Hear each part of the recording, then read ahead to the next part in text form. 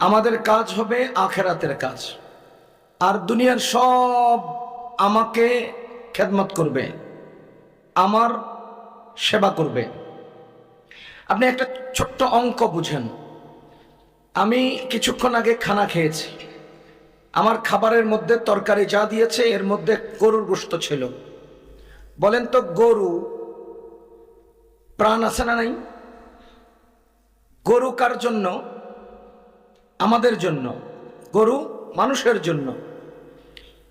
আশ্চর্যের ব্যাপার হলো, এই পৃথিবীতে কত কোটি গরুর গলা কাটা গেছে, কত কোটি গরুকে জবাই দিয়ে খেয়ে ফেলা হয়েছে, কিন্তু পৃথিবীর কোনো মানুষকে আজ পর্যন্ত কেউ জবাই দিয়ে খায় নাই। মানুষ খাওয়ার জিনিস না, গরু মানুষের খাদ্য, মানুষ গরুকে খাবে। সুতরাং একটা গরু যদি জন্মের পরে কারো মেহনতের দ্বারা বড় হয়,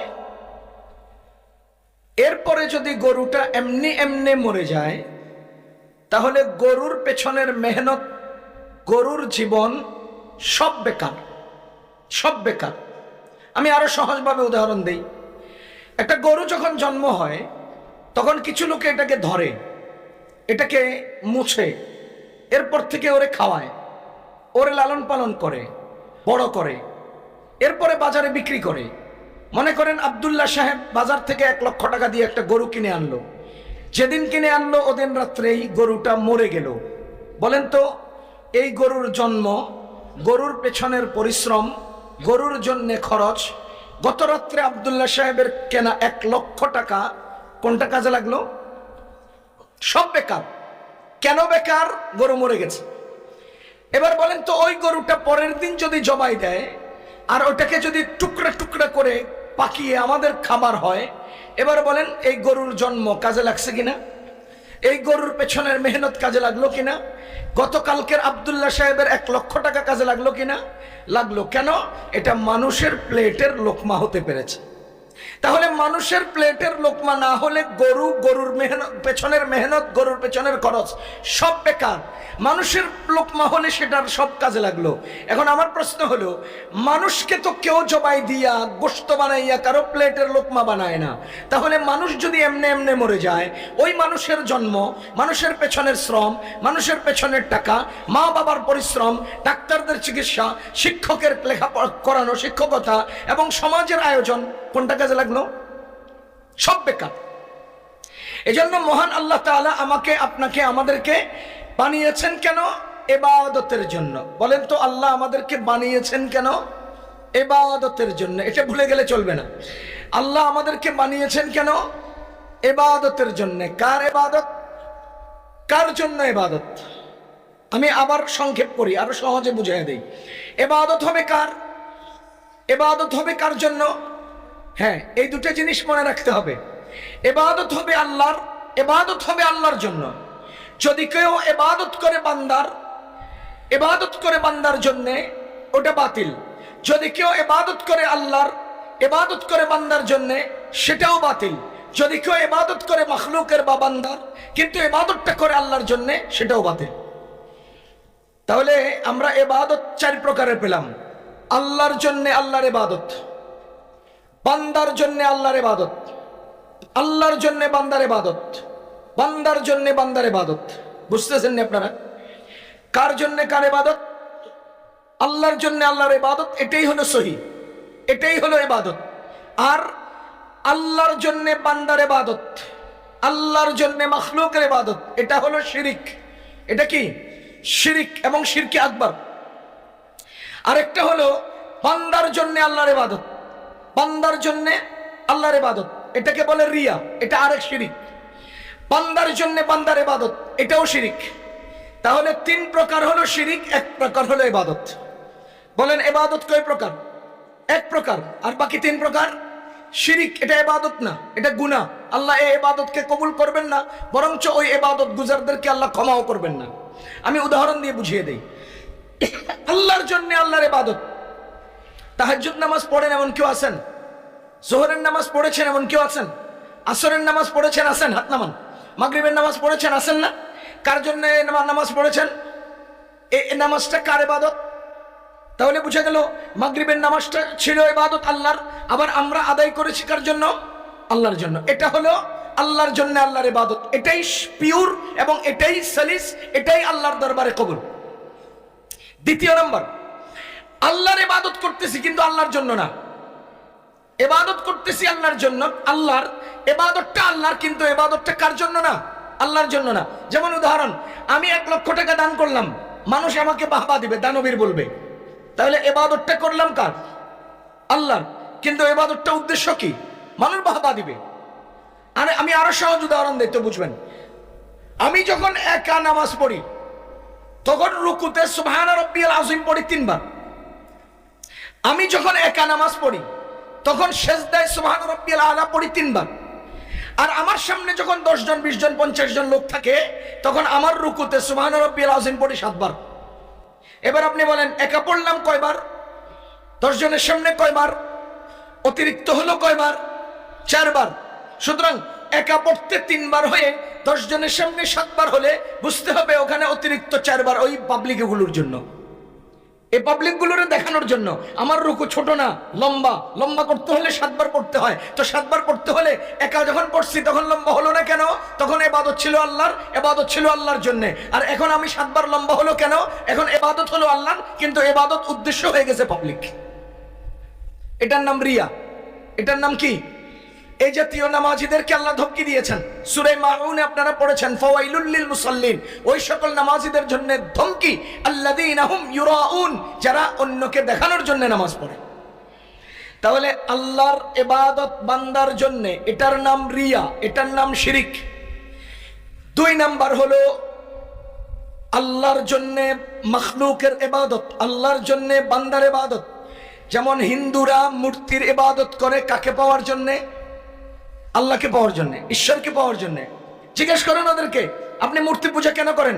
আমরা ভগবানকে খুশি করার জন্য মূর্তি পূজা করি, আমরা ঈশ্বরকে খুশি করার জন্য মূর্তি পূজা করি। তাহলে বোঝা গেল ঈশ্বরকে পাওয়ার জন্য মাখলুকের পূজা, এটার নাম শিরিক।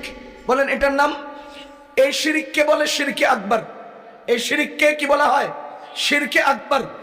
আমার আল্লাহ পৃথিবীতে মানুষকে ইমতিহান করবেন, পরীক্ষা করবেন, এজন্য বিভিন্ন ধরনের গুনাহ দিয়ে রাখছেন। গুনাহ আছে, অপরাধ আছে। আমাদের জীবনে অপরাধ আছে না নাই? বলেন আমাদের জীবনে অপরাধ, অজস্র অপরাধ আছে। চুরি করা, আপনারা বলেন অপরাধ। জেনা করা অপরাধ, অন্যের হক নষ্ট করা অপরাধ, জমিন দখল করা অপরাধ, মিথ্যা কথা বলা অপরাধ, চুগলখড়ি করা অপরাধ, শিরিক করা, বলেন শিরিক করা। আমার আল্লাহ মানুষের অপরাধগুলোকে 2 ভাগে বিভক্ত করেছেন। মানুষের অপরাধ 2 প্রকার। মানুষের অপরাধ কয় প্রকার? 2 প্রকার। সূরা নিসা এর মধ্যে আল্লাহ তাআলা বলেন, ইন্নাল্লাহা লা ইয়াগফিরু আন ইউশরাকা বিহি ওয়া ইয়াগফিরু মা দুনা যালিকা লিমান ইয়াশা। নিশ্চয়ই আল্লাহ শিরিক ক্ষমা করেন না, এই ছাড়া বাকি সব চাইলে ক্ষমা করে দেন। সুবহানাল্লাহ। চুরি আল্লাহ ক্ষমা করেন, জেনা আল্লাহ ক্ষমা করেন, মিথ্যা কথা বলা আল্লাহ ক্ষমা করেন, কতল করা, মানুষ হত্যা করা কেউ ক্ষমা করেন। ক্ষমা করেন না কোন অপরাধ? জোরে বলেন কোন অপরাধ? তাহলে মানুষের অপরাধ 2 প্রকার। এক প্রকার অপরাধ ক্ষমার অযোগ্য, আরেক প্রকার অপরাধ ক্ষমাযোগ্য। ক্ষমাযোগ্য অপরাধ অগণিত, ক্ষমার অযোগ্য অপরাধ একটা, তার নাম শিরিক। এবার আপনারা বলেন, আল্লাহ আয়াত নাজিল করে যেই অপরাধকে ক্ষমা করবেন না বললেন, সেই অপরাধকে কেউ যদি শুভেচ্ছা জানায়, সাধুবাদ জানায়, মোবারকবাদ জানায়, অথবা তাদের ওই অপরাধের আস্তানায় গিয়ে নর্তকীর নাচন দেখে ওই অপরাধের আস্তানায় গিয়ে যদি বলে যে বহুদিন আসতে পারি নাই, আজকে পূজায় আসতে পারলাম, শুকরিয়া আদায় করি, যদি বলে যে আপনাদের রোজা আমাদের পূজা, এই টাইপের কথা যদি কেউ বলে, খোদার কসম করে বললাম ওই লোকটা তৎক্ষণাৎ শিরিকের সাথে মুবতালা হয়ে আল্লাহর ক্ষমার অযোগ্য অপরাধে লিপ্ত হয়ে গেছে। এবার বলেন সেই লোকটা মুসলমান, আকৃতিতে মুসলমান, প্রকৃতিতে মুসলমান না। যেই লোক শিরিককে সাধুবাদ জানায় সেই লোক আকৃতিতে মুসলমান হলেও প্রকৃতিতে কি নয়? মুসলমান নয়। আল্লাহ তাআলা সুস্পষ্ট ঘোষণা দিয়েছেন শিরিক ক্ষমা নাই। আর আপনি যে বলেন শিরিকওয়ালারা তোমরা পূজা করো, তোমাদেরকে শুভেচ্ছা জানাই, তা আপনি কি হলেন? সরাসরি খোদার দ্রোহিতায় লিপ্ত হলেন না? সরাসরি আল্লাহর দ্রোহিতায় লিপ্ত হলেন না? সুতরাং 3 নাম্বার, আল্লাহকে পাওয়ার জন্য মাখলুকের পূজা আমাদের সমাজেও আছে। এই মূর্তির পূজা করে, মুসলমান নামধারী মাজারে পূজা করে, মুসলমান নামধারী পীর সাহেবের পায়ে পূজা করে, মুসলমান নামধারী দরগাহে পূজা করে।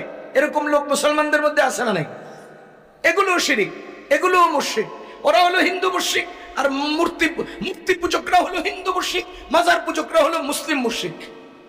কোন মাজার পূজকরা কি? মুসলমান মুশরিক, মুসলমান মুশরিক। আর ওরা হলো হিন্দু মুশরিক, অমুসলিম মুশরিক। সুতরাং যে হোক মুশরিক, তার ক্ষমা নাই। 4 নাম্বার, মখলুকের জন্য মখলুকের পূজা, মখলুকের জন্য মখলুকের পূজা, বান্দার জন্য বান্দার ইবাদত। যেমন এটা আমরা আবার গত 15 বছর 16 বছর আওয়ামী লীগের আমলে খুব দেখেছি। এই ছোট নেতারা বড় নেতা করে হ্যাঁ জি স্যার, জি হ্যাঁ স্যার, হ্যাঁ স্যার, হুম স্যার, হ্যাঁ স্যার, জি স্যার, এভাবে করছে না? এটা হলো কার?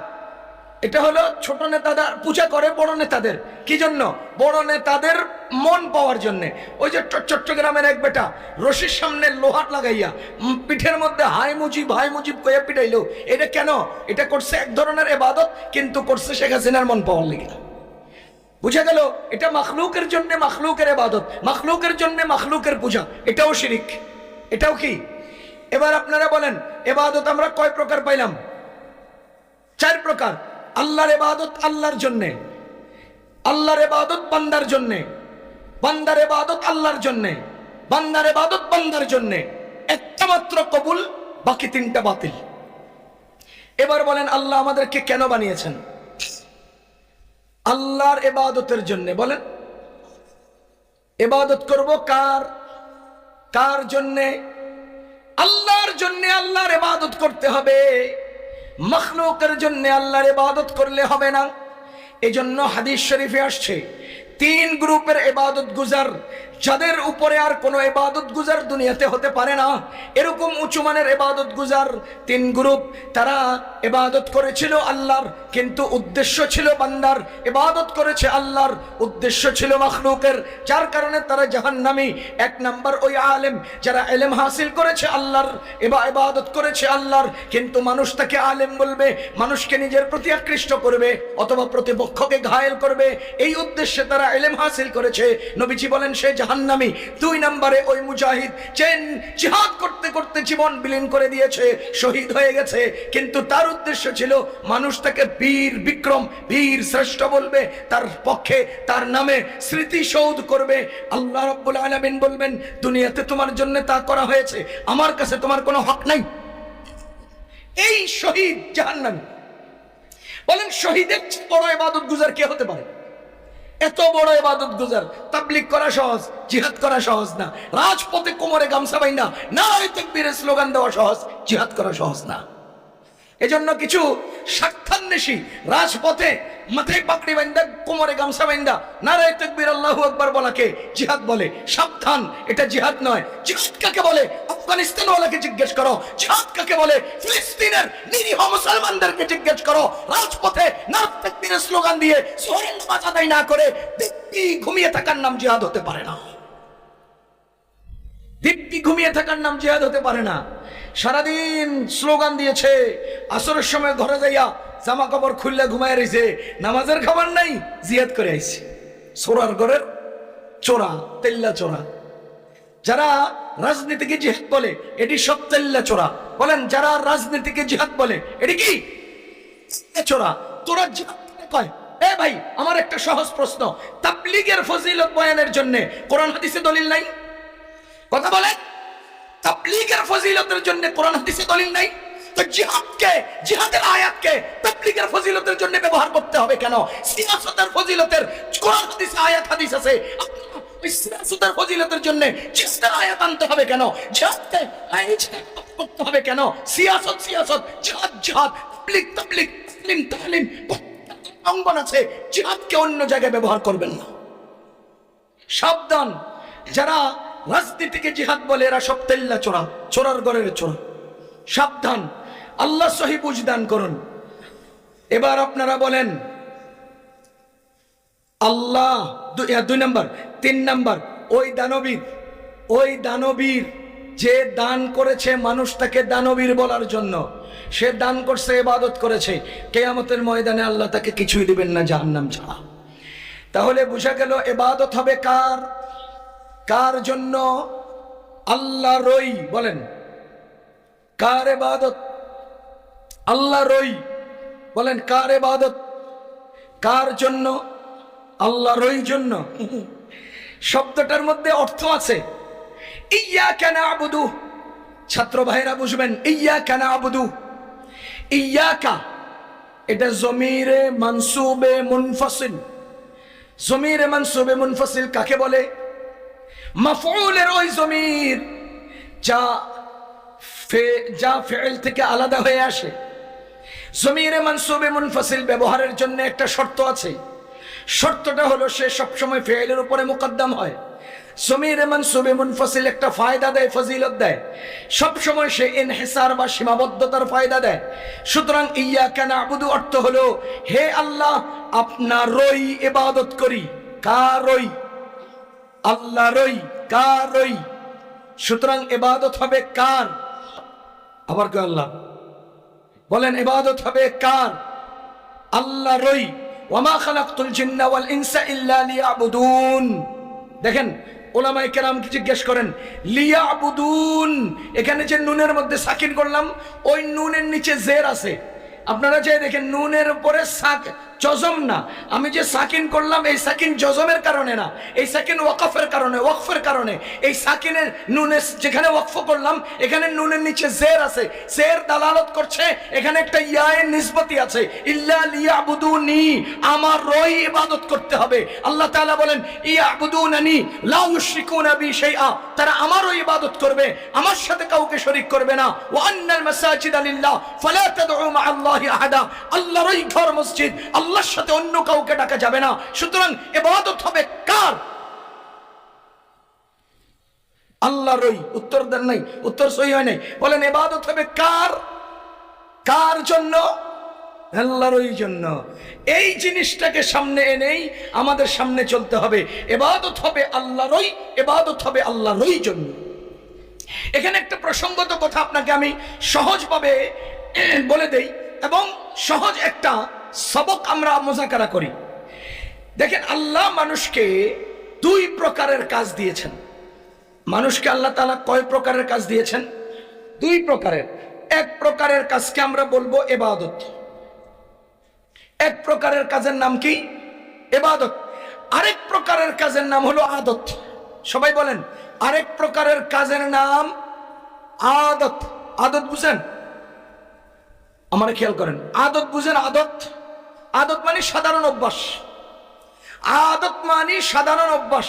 আর ইবাদত মানে যা নিরেট আল্লাহকে খুশি করার জন্য আল্লাহর দেখানো পদ্ধতিতে একটা নির্ধারিত কাজ করা।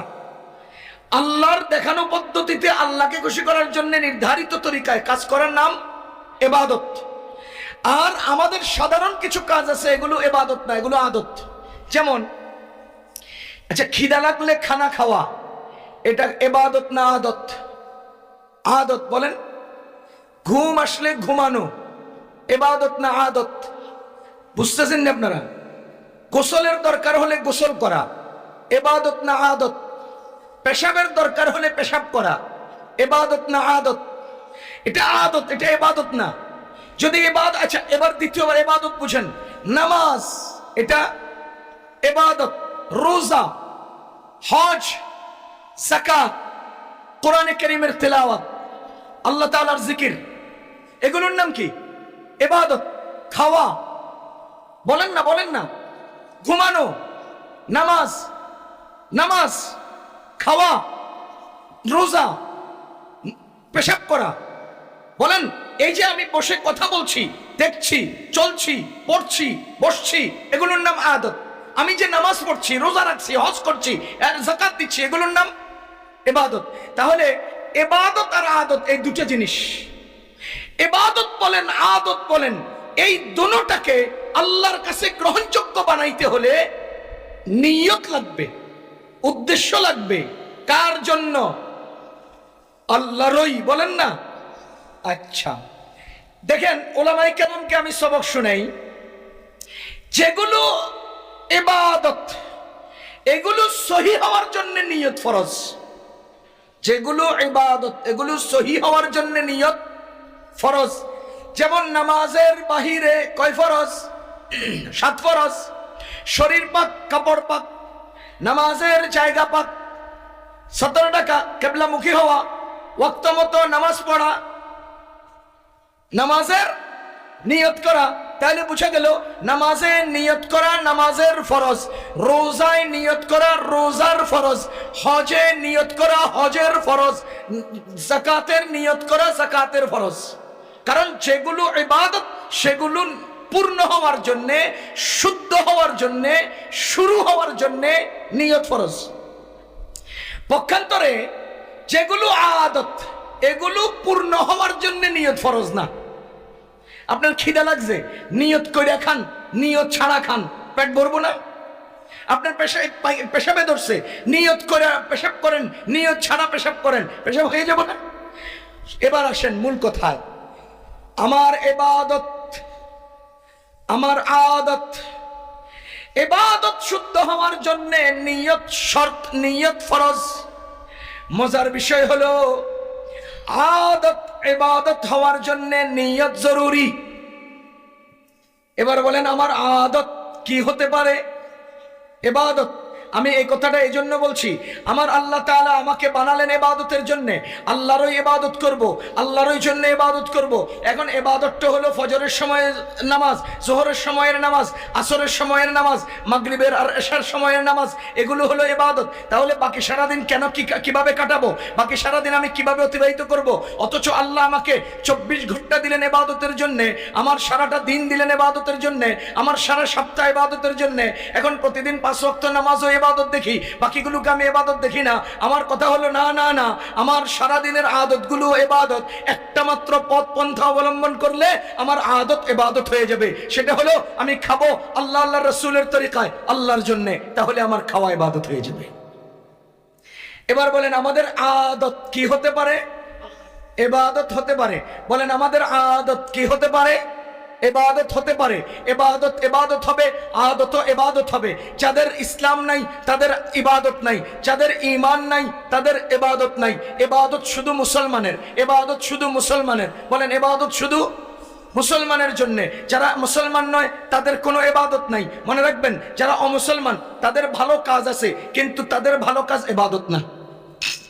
অমুসলমানের ইবাদত নাই। ইবাদত কাদের? আমি একটা উদাহরণ দিলে বুঝবেন। আমাদের মুসলমানদের ইবাদতের মধ্যে একটা অন্যতম ইবাদত হলো হজ। এই হজ সময়ের সাথে খাস, এই হজ জায়গার সাথে খাস।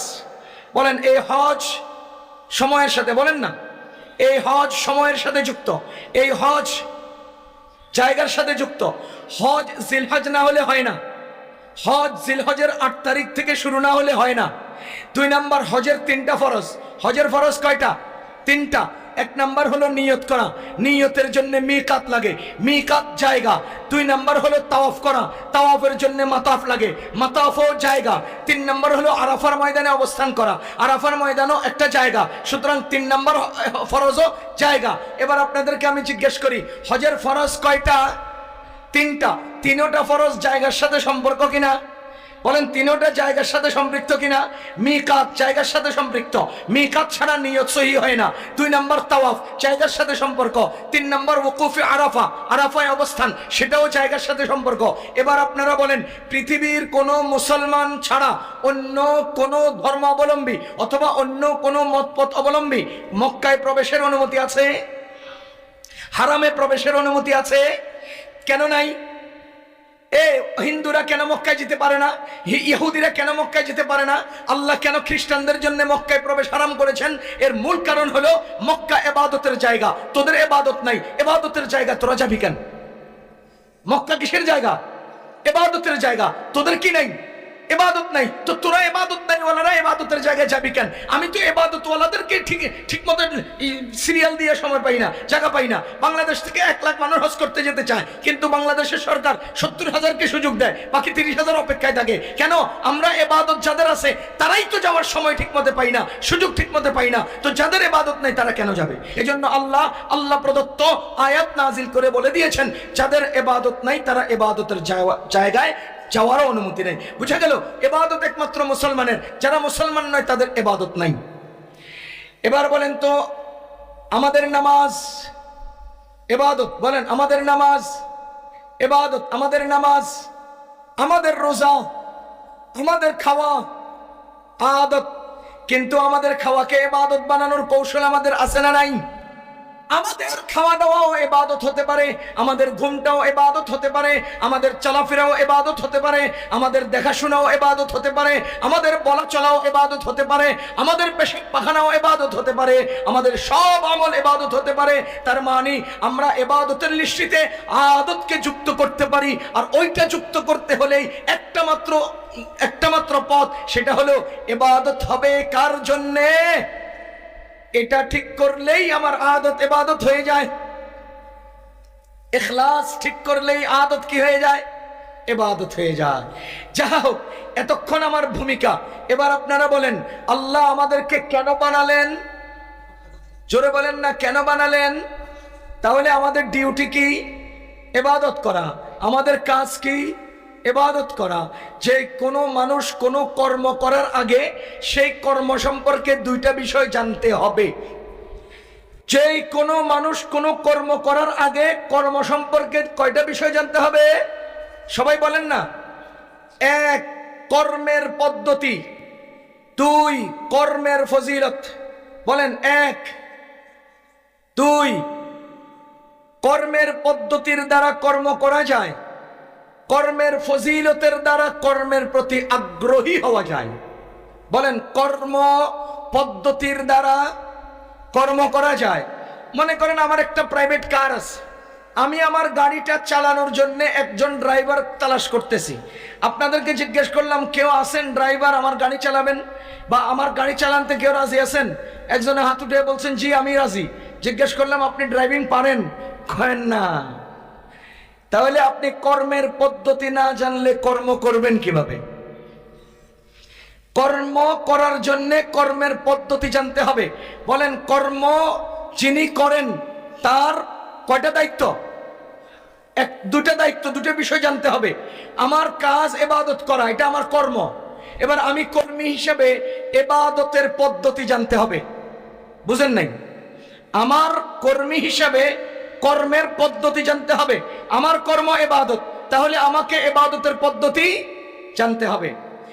2 নাম্বার, কর্মের ফজিলত জানতে হবে, কর্মের লাভ জানতে হবে। মনে করেন আমি বললাম আমার গাড়ি চালাইতে রাজি, আপনি বললেন জি হ্যাঁ রাজি আছি। ড্রাইভিং পারেন? জি পারি। এবার আপনার 2 নম্বর দায়িত্ব হলো আমাকে জিজ্ঞেস করবেন 1 মাস গেলে আপনি আমার বেতন দিবেন কত। এটা আপনার দায়িত্ব, এটা আপনি জেনে নেবেন। আমি যদি বলি অসুবিধা নেই, পোষায় দিব নে, খুশি করে দিব, আরে অন্তত 1 মাস আপনি আগ্রহের সাথে কর্ম করবেন না।